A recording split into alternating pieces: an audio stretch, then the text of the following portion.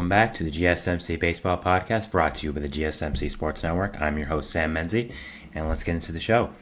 We're going to be talking about 4 segments today. The first segment we will be talking about is Dylan Cease and the blockbuster trade that is sending him to the San Diego Padres. The next topic we will be talking about is Devin Williams and the injury he suffered, leading him to be out for a good amount of time this season. Then we'll be talking about Adam Duvall and him going back to the Atlanta Braves. And finally, ending it off with our 4th segment, news around the league. Before we do that, I'd like to ask you to please like and follow the show. We do get a number of questions from viewers, so to ensure that your question does get read in the air, please use the link gsmcpodcast.net. It really does help the show, and it really does mean a lot. So thank you so much for that. And let's get straight into the show here. So the first segment we'll be talking about today is obviously Dylan Cease and the blockbuster trade that's sending him to the San Diego Padres. Now, this wasn't exactly a surprise to me that he was getting traded. If you watched the show yesterday, I had a whole segment dedicated to Dylan Cease and the trade rumors that he could be traded relatively soon. I didn't expect it to be a few hours after I uploaded that segment. But it was, and it happened relatively soon after we heard some rumors going around. I predicted him to go to the Texas Rangers. He did not, obviously. Everyone was kind of shocked that he went to the Padres as a team that was barely even mentioned in the Cease talks. But, as we've seen over the past few years now, AJ probably knows how to get this stuff done. He knows how to get the players he wants. He's made so many blockbuster trades, and this is just another one of them in his arsenal. We learned that the 2 finalists for Cease were the Rangers and the San Francisco Giants. Now, the Rangers are not a surprise here, as yesterday I talked about them being the team I thought would end up doing the deal for Cease. So them ending up as one of the finalists in the trade talks is not really a surprise to me. It is a surprise to me that the Giants were one of them. They were not really mentioned in Cease ever, if at all. So for them to be mentioned as one of the finalists, as I believe John Heyman said, that's pretty surprising to me. That's something I really didn't expect. So definitely that's something to look out for in the future, that they could add another veteran pitcher. My thoughts on the White Sox winning the trade talks and being the ones to get him. I mean, wow, just AJ Preller, man, he gets it done. Like, you could say a lot about him. You could say he runs his team like an MLB The Show team, which is true. You can say he's way too aggressive, which is probably true. You can say, he thinks everything's fantasy baseball, probably true. But he knows how to get his stars. And one thing about him is he has his eyes on a player, he gets him. I mean, Juan Soto, Joe Musgrove, Yu Darvish, Manny Machado, keep going, Ha-Sung Kim. There's so many other guys he's also acquired, as the GM of the Padres, guys he's had his eye on, and he's gotten superstars for the Padres. Now, obviously, it hasn't amounted to a world championship yet, as he would like it to, but, he's hoping that eventually it can, and eventually everything comes together, and he ends up winning the World Series, as is the plan. Just thoughts on the Padres now with Cease. Obviously this helps them a lot. There's no way around that. I think the Padres have always had a really good hitting core, even after trading Soto and Trent Grisham. Just the sheer amount of talent they have with guys like Jake Cronenworth, who did have a talented season last year, but still, I think is going to bounce back and has a great track record. Of course, Ha-Sung Kim, one of the better second basemen in baseball. Manny Machado, superstar. Fernando Tatis, superstar. Xander Bogaerts, great player. By the way, when I said Ha-Sung Kim was a second baseman, I meant shortstop. He switched shortstop this year, so that was my fault. But, they've had such an amazing hitting core, even after losing Soto.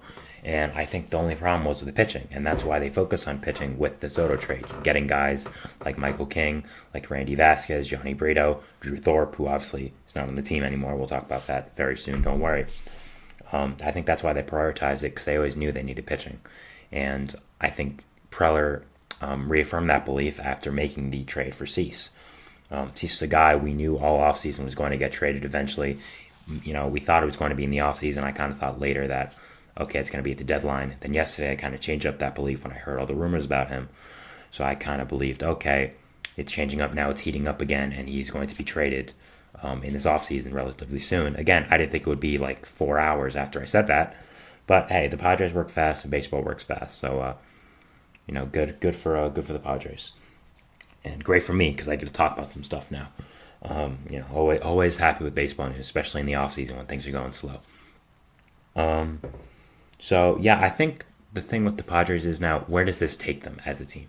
Before this, they were definitely a fringe playoff team, a team with a lot of talent, but I don't think a lot of depth. I think a team that had a lot of woes in the pitching category. Now, obviously, that's changing now with Cease, but I think you have to think now, where are the Padres in the NL? And before this, frankly, I did not have them making the playoffs, and now I do. I think this makes them a playoff team. I really think it does. I think, personally right now, I think the top five, there's no way you get a top five seed. I think the top five seeds are done. I think 1 and 2 are going to be the Dodgers and Braves. 3 is going to be whoever wins the NL Central. Personally, for me, I have the Reds. And I think 4 and 5 are going to be the Diamondbacks and Phillies. And I think 6 can be a whole lot of teams that are in a group together of just being good but not great. I think that's the Padres. I think that's the Giants. I think that's the Mets. And I think that's the Cubs. I think those are really the 4 teams that are battling for one spot. And before this, I had the Mets as the best team in that group with the Giants right behind them. And maybe that could have been some bias with me being a Mets fan. I don't really think so. I had my reasons, but I was going to explain them in my playoff predictions video. Obviously, I'm not going to do that for a little while now because I'm going to wait on some other moves to happen after this one. But the reason I think them getting Cease makes them a playoff team and gets them, in my opinion, will be the number 6 seed. For just my opinion, by the way, just like projecting into the season, is that pitching was their biggest weakness. And getting a guy like Cease, who is a certified ace, guy who's done it in his career, who knows how to do it, I think is a big deal. I mean, you have him now as the 1, probably Musgrove as the 2, Darvish as the 3, Michael King as the 4, and then one of the younger guys fights it out for 5, like Michael, with Randy Vasquez, Johnny Brito, Matt Waldron, who apparently has the inside edge into it right now to get the 5 spot. And I think getting Cease just makes your rotation so much better. It gives you so much more depth in case that Musgrove or Darvish does go down. Same with King, who's had some injury issues in the past, and this is going to be his first season as a full-time starting pitcher. I think this makes them just so much better, and I think this puts them above teams like the Giants, like the Mets, other teams in that kind of, like the Cubs as well. So, yeah, definitely, I think it definitely gets them above that, and I think it definitely makes them a playoff team as of right now. All things can change. I mean, some NL team could, sign Snell and, make themselves take into that, what I believe is the 6th seed. But as of right now, I think the Padres have the inside track to getting it. I think the Cease trade helps them that much. I think he's that good of a pitcher. Yes, there are some regression issues with him you have to think about. I know a lot of people aren't as high on him because of the down season he's had the last year. But I still think he's a great pitcher. I still think he's a guy that's going to help the Padres a lot. And, I mean, this is just great asset management by AJ Preller. Trading Soto and then using one of the assets you got for Soto, arguably the biggest one, to get a superstar pitcher is just incredible. I mean, if we're counting this as a 3-team trade, really, the Padres gave Juan Soto and Trent Grisham and got back Dylan Cease and a bunch of prospects. Like, that's a great trade for me. That's a great trade, in my opinion, for one season of Juan Soto and 2-3 years of Trent Grisham, who's a fine player. Like, that's a great trade, in my opinion. And I think it's great asset management by AJ Preller, and I criticize him a lot, when I'm talking about baseball, but I think it's a good job by him, and I think the Padres really did well with this. Now, the only problem is, you are giving up a lot. I'm going to talk about these guys in the White Sox part of the segment right after this, but you are giving up a lot with these guys. I think they're really good, and I think it weakens your farm system a little bit, but, I mean, they've made so many blockbuster trades over the past few years with their own prospects that they know how to develop them. So no matter how hard they try, as I believe Foolish Baseball said, they're always going to have top prospects, always guys to trade. So I think that's one of their strong suits of the organization and something that's going to keep going when they want to make these big trades in the future. So, I love the trade for the Padres. I think it makes them a playoff team as of right now. I think it gets them just a smidge ahead of the other guys in that group of what I would consider good, not great teams in the Mets, the Padres, the Giants, and the Cubs. But also I have the Reds there, but I think the Reds are going to win the Central, so they would have the 3 seed already, so you get the idea. We talked a lot about the Padres side of this deal. I think it's time to talk about the White Sox part. So obviously, the White Sox are giving up a great player in Dylan Cease. I mean, a guy who can be an ace in this league, a guy who's shown it, 2 years of control as well, so they were going to get a lot. And I think looking at this package, I'm a little just a tiny bit underwhelmed because of what they were asking for. We hear about the Yankees, they wanted Spencer Jones or Chase Hampton or someone like that. And instead, they get actually a former Yankees prospect, ironically. But still, just, I don't know. For me, I don't think they got the superstar guy they were looking for. I just think they got three really good prospects, I should say. So first one we're going to go off with is Samuel Zavala, a left-handed outfielder. He is only 18 years old. He's crushed it at A-ball so far in his career. I've seen some reports on him that he's a lot of traits, a lot of tools as a guy who can be a real impact player in this league for a long time in the future. I think that was a great job by the White Sox seeing this guy who has a lot of potential and is still young, so can be carved out a little bit in his future. They can kind of make him their own, and there's a lot of traits there, just a lot of raw ability, and I think getting a young guy like that who's 18, who's shown a lot of success at the minor league levels, even if it is A-ball, I think at 18 years old, that's a pretty great deal. So I like this move. I like this part of the trade for the White Sox. I think he's going to be a really good player. I think he has a lot of great raw tools, raw traits, and if I was a White Sox fan, I'd be excited for this guy to man your center field position for a long time after he comes up. I'm not sure if he classifies as a center fielder long term, but as right now, I think that's where he's going to be. Next, we are going to talk about Jairo Yarte, one of the three pitchers they got in this deal. From what I've seen of him, he has great raw stuff, great fastball, great slider. He hasn't had great results so far, but I think results are kind of something you put aside when going into the minor leagues and just seeing what stuff someone has, because results don't really matter. They only really matter when you get up to the big leagues, in my opinion.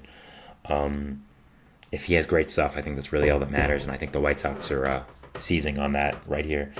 I saw a lot of Padres fans mad they gave this guy up, so I'm thinking it's a good move for the White Sox if they were mad. So I think he has a lot of great stuff. I think if he can put it all together, maybe get a third pitch, maybe work on his control a tiny bit, and just put it all together and kind of be a full pitcher, kind of be a guy that can, be really, really big for impact in the future for the White Sox. I think this would be a great move for them.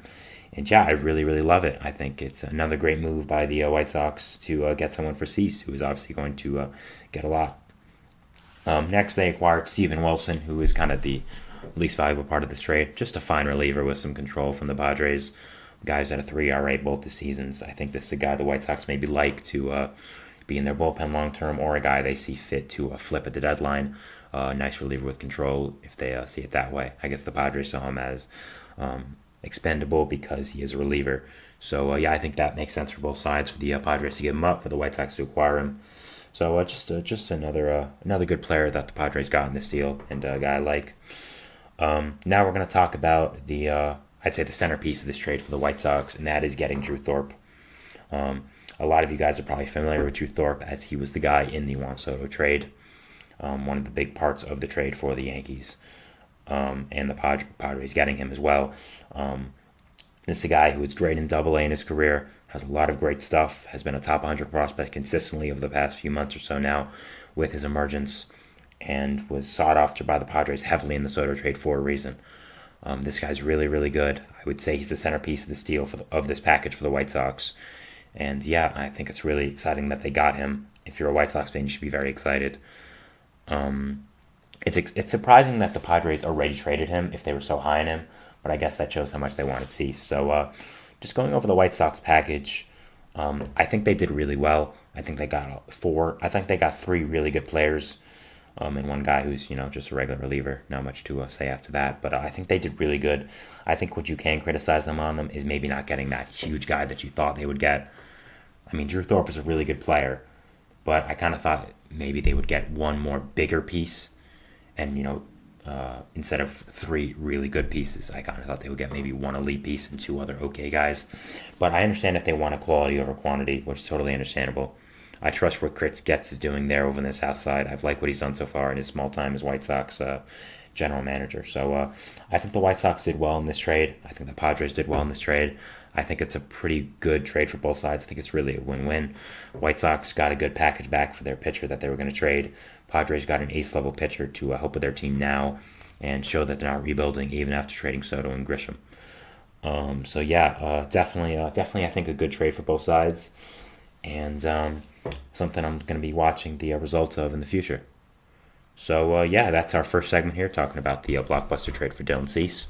We're going to move on to our second segment here, which is going to be talking about the Devin Williams injury to the Brewers and how it will affect them. But before we do that, I'm going to go to a break, and then we'll talk about it after. So see you after the break. Thanks.